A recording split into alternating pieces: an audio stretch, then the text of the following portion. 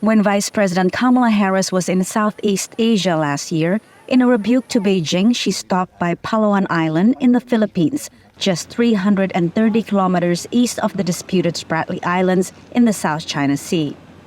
In Jakarta, Indonesia next week, to meet leaders of ASEAN, the Association of Southeast Asian Nations, Harris will also discuss this vital maritime route, where there are overlapping claims by China, Taiwan, and 4 ASEAN members: Vietnam, the Philippines, Malaysia, and Brunei. You can expect the Vice President to discuss the South China Sea as well. Throughout her meetings in Jakarta, a couple of things. She will reaffirm our support for the freedom of the seas, peaceful resolution of disputes, and adherence of international law, including freedom of navigation.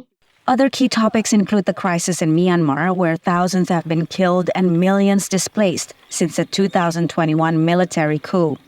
ASEAN has failed to compel its members to return to democracy, as have various international sanctions, including from the U.S. In Myanmar, we must press the military regime to stop the violence, to implement ASEAN's 5-point consensus, to support a return to democratic governance. Harris is also expected to condemn Russia's invasion of Ukraine. As is the case with Myanmar and the South China Sea, ASEAN's reaction has been muted, expressing only concerns about the fallout of the war without denouncing Russia, a key arms supplier in the region. Some in the region will also question why it is Harris, not President Joe Biden, who is attending.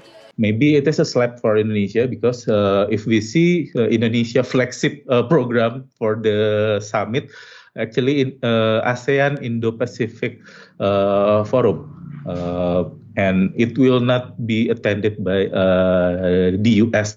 Leaders meeting in Jakarta will also deal with another key challenge.